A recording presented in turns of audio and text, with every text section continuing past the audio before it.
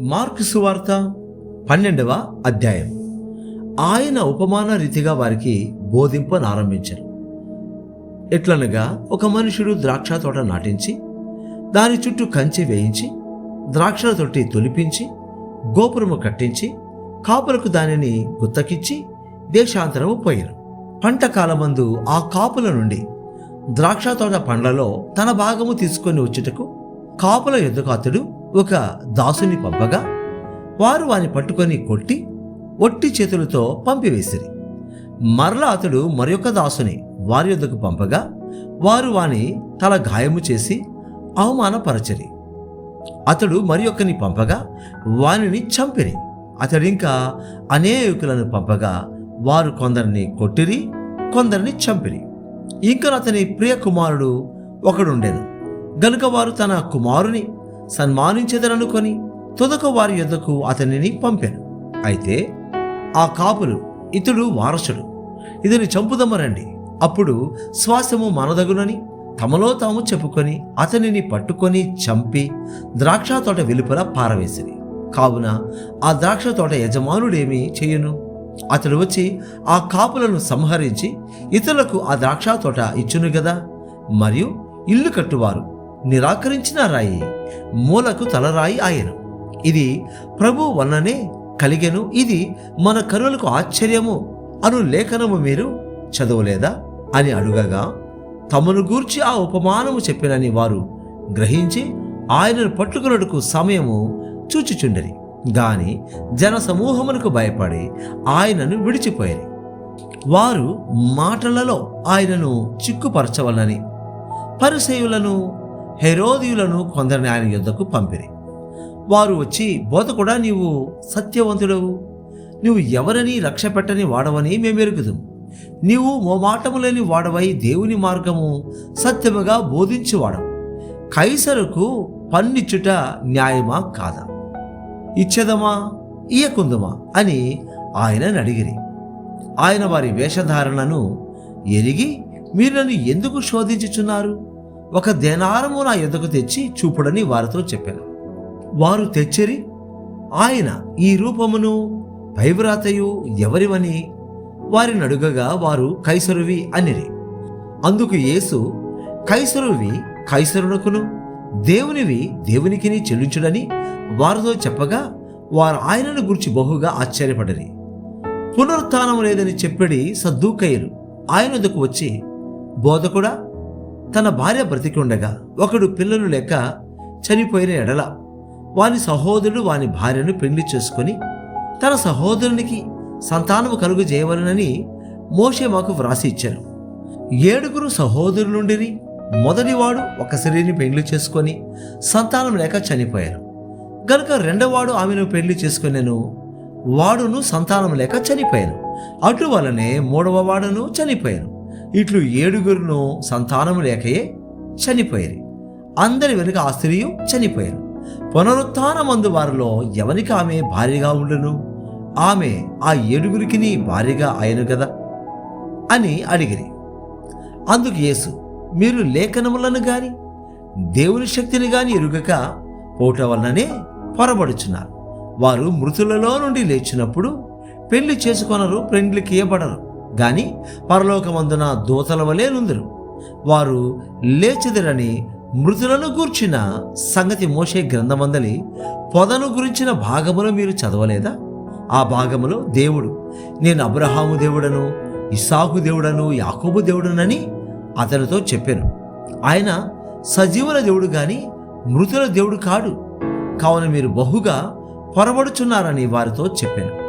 శాస్త్రులలో ఒకడు వచ్చి వారు తర్కించుట విని ఆయన వారికి బాగుగా ఉత్తరమిచ్చనని గ్రహించి, ఆజ్ఞలన్నిటిలో ప్రధానమైనదేదని ఆయనను అడిగిరి.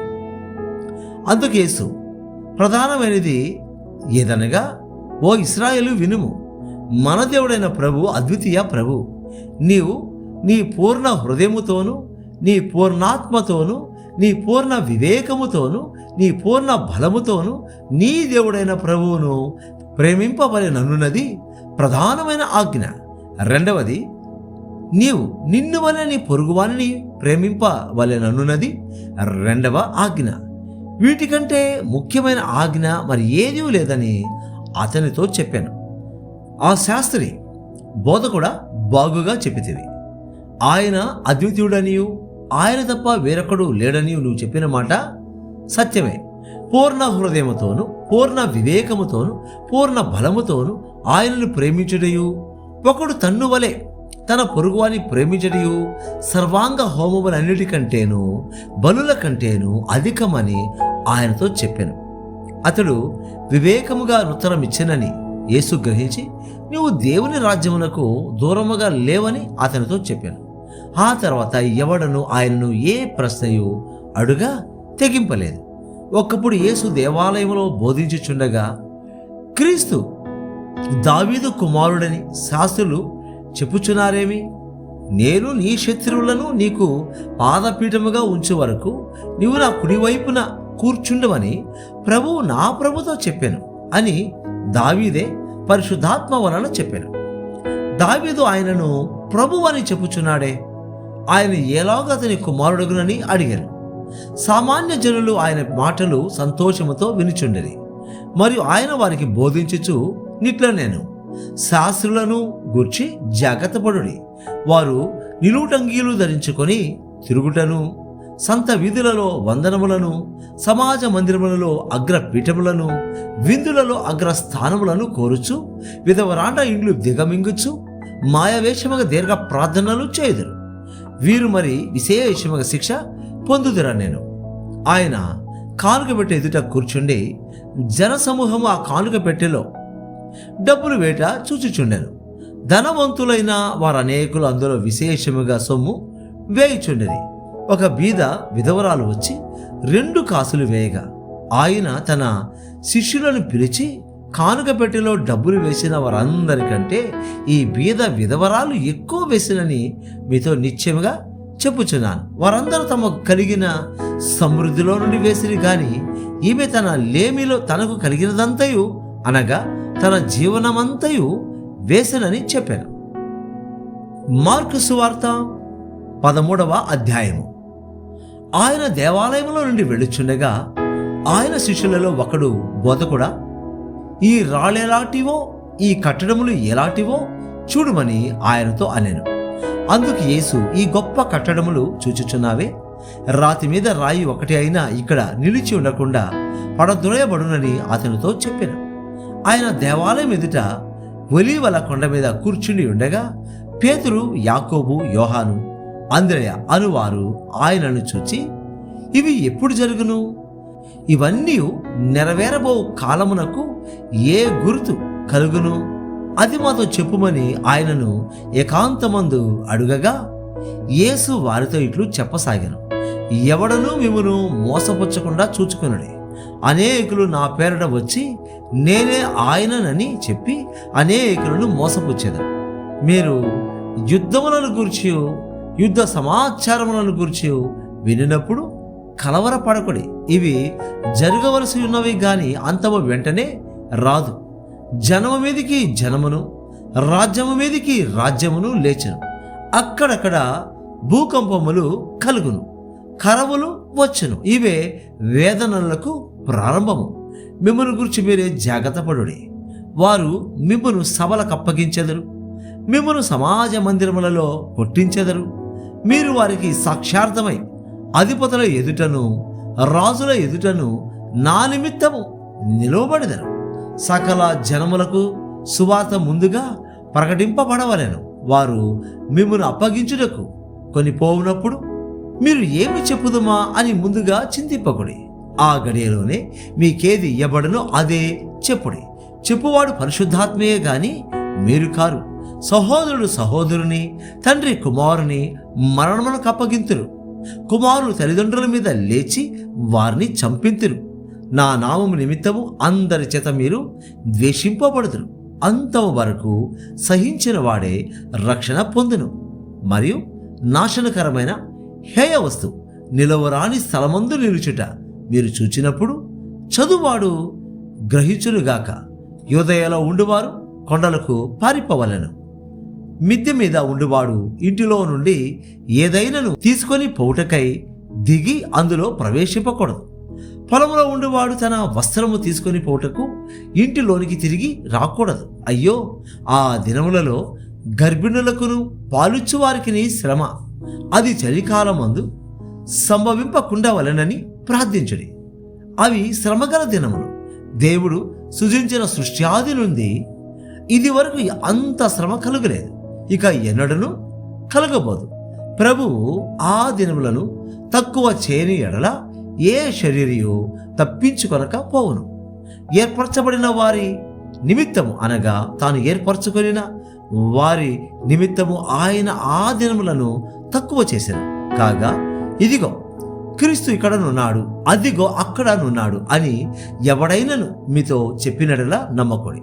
ఆ కాలమందు అబద్ధపు క్రీస్తులను అబద్ధపు ప్రవక్తలను వచ్చి సాధ్యమైన ఎడల ఏర్పరచబడిన వారిని మోసపుచ్చుటికై సూచక క్రియలను మత్కార్యములను అగపరచెదరు.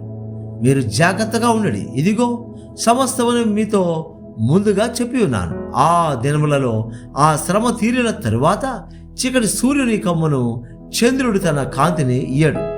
ఆకాశము నుండి నక్షత్రములు రాలును, ఆకాశమందుని శక్తులు కదిలింపబడును. అప్పుడు మనుష్య కుమారుడు మహాప్రభావముతోనూ మహిమతోనూ మేఘారూఢుడై వచ్చుట చూచెదరు.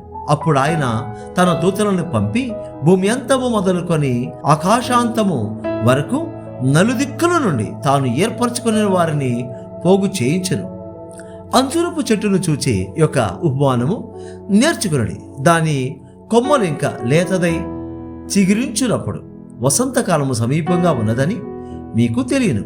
ఆ ప్రకారమే మీరు ఈ సంగతులు జరుగుట చూచినప్పుడు ఆయన సమీపముననే ద్వారము దగ్గరనే ఉన్నాడని తెలుసుకునడి. ఇవన్నీ జరుగు వరకు ఈ తరము గతింపదని నిశ్చయంగా మీతో చెప్పుచున్నాను. ఆకాశమును భూమియను గతించును గాని నా మాటలు గతింపవు. ఆ దినమును గూర్చియు ఆ గడియను గూర్చియు తండ్రి తప్ప ఏ మనుష్యుడైనను పరలోకమందరి దూతలైనను కుమారుడైనను ఎరుగరు. జాగ్రత్త పడుడి, మెలకుగా నుండి ప్రార్థన చేయుడి. ఆ కాలం ఎప్పుడు వచ్చునో మీకు తెలియదు. ఒక మనుష్యుడు తన దాసులకు అధికారం ఇచ్చి ప్రతి వానికి వాని పని నియమించి మెలకుగా నుండువని ద్వారపాలకునికి ఆజ్ఞాపించి ఇల్లు విడిచి దేశాంతరము పోయినట్టే ఆ కాలము ఉండును. ఇంటి యజమానుడు ప్రొద్దు గురికి వచ్చునో, అర్ధరాత్రి వచ్చునో, కోడి కూయినప్పుడు వచ్చునో, తెల్లవారినప్పుడు వచ్చునో, ఎప్పుడు వచ్చునో మీకు తెలియదు. ఆయన అకస్మాత్తుగా వచ్చి మీరు నిద్రపోచుండుట చూచునేమో గనుక మీరు మెలకుగా నుండుడి. నేను మీతో చెప్పుచున్నది అందరితోనూ చెప్పుచున్నాను, మెలకుగా నుండుడ నేను.